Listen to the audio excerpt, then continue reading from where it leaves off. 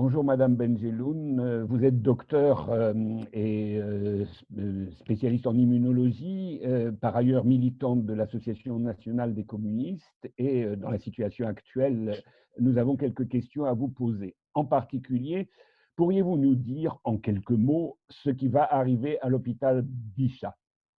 Oui, alors c'était très très bien de m'interroger à propos de cette question de l'hôpital Bichat.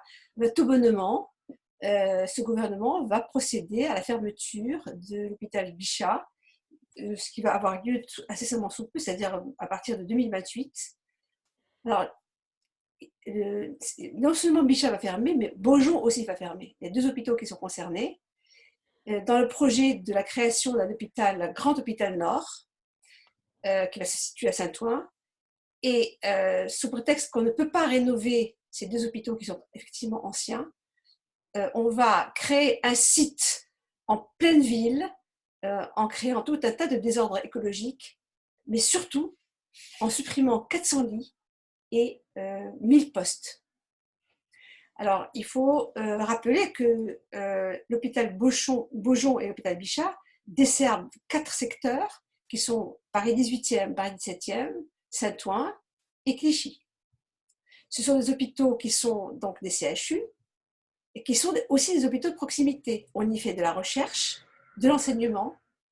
On reçoit 100 000 patients en urgence par an dans les deux secteurs. Et dans un secteur, dans un bassin de population qui est appelé à s'accroître et qui surtout connaît un déficit en démographie médicale énorme. On compte par exemple 6,5 médecins généralistes pour 10 000 habitants dans ces secteurs-là, dans le nord de Paris, contre 33 pour 10 000 au centre de Paris. C'est ce qui est une différence majeure. Il y a une pauvreté médicale énorme, d'où le recours de la population aux urgences, qui ne sont pas faites pour ça, d'accord, mais il n'y a pas de médecins traitant en nombre suffisant. Il n'y a pas de dispensaires en nombre suffisant pour couvrir cette population-là. Alors, cette population est relativement moins aisée qu'ailleurs dans Paris, et c'est elle qu'on va punir encore en lui faisant payer 18 € si elle passe aux urgences, sans qu'elle soit hospitalisée.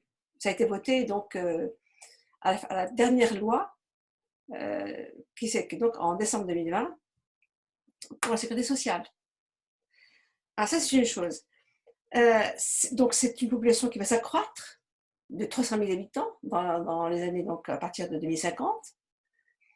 Et c'est très très mal desservi au niveau donc du transport en commun. Et même s'ils ont créé donc une prolongation de la ligne 14, ça ne va pas être suffisant.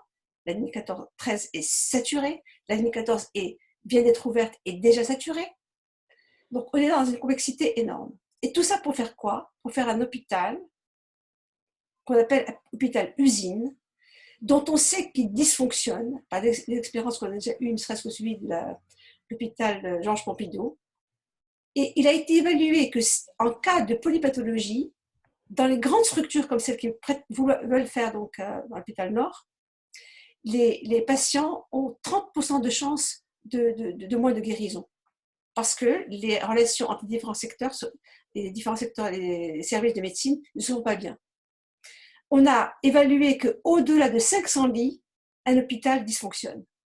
Donc, au lieu de rester dans une structure relativement à taille humaine, on va s'acheminer vers la création de quelque chose d'énorme qui va dysfonctionner et qui va surtout consister en une suppression de lits et de postes hospitaliers. Alors, ça montre que le gouvernement semble n'avoir rien appris avec la crise de la pandémie qui nous touche depuis un an. Bon, il n'a strictement rien appris parce que je ne sais pas si vous vous souvenez du scandale qui a été soulevé à l'annonce par le directeur de l'ARS de la région Grand Est, je crois qu'il s'appelle Christophe Nandelong, et qui, donc, en pleine période de pandémie, c'est-à-dire c'était vraiment début avril 2020, il annonçait la suppression de 190 postes et 190 lits et 600 postes au CHU de Nancy. C'est une vraie catastrophe, en pleine pandémie, alors que cette région a été atteinte de façon extrêmement catastrophique. Et à cet égard, concernant la région 93 et 92, on a noté une surmortalité par rapport aux autres départements d'Île-de-France. Dans le 9-3, on a eu une surmortalité par le Covid de 130%. Alors qu'en Seine-et-Marne, par exemple, dans les Yvelines, la surmortalité pour les périodes de mars, avril et mai n'était que de 60% par exemple. Donc on est en sous-effectif médical, on a une population qui s'accroît, on a des chances d'être traités qui sont beaucoup moindres, et c'est là qu'on va encore supprimer des lits.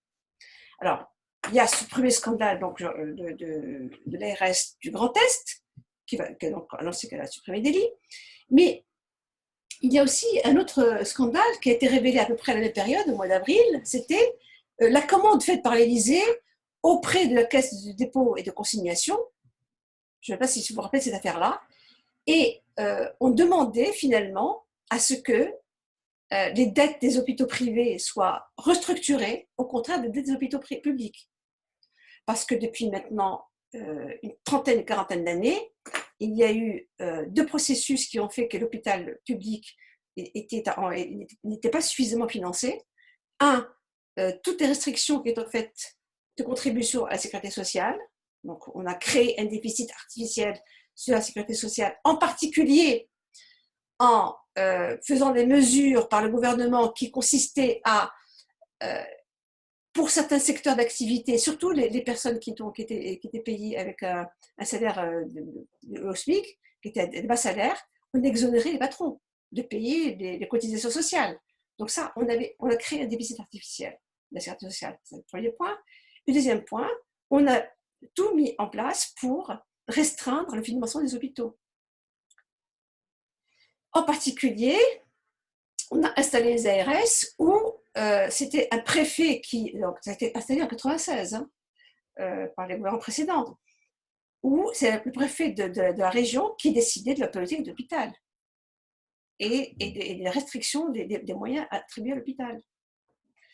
Et en affectant des allocations de moyens plus faibles que l'augmentation ne serait-ce que de l'inflation, on crée fatalement un déficit de l'hôpital.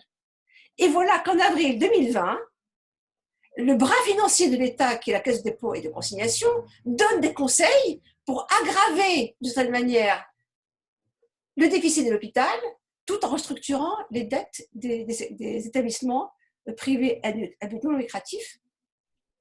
Donc, en aidant finalement ces organismes et ces établissements à se désendetter. Donc voilà, ça c'est une première chose. Deuxième chose, la recommandation qui a été faite également par les conseillers financiers de la Caisse de dépôt et de consignation, c'était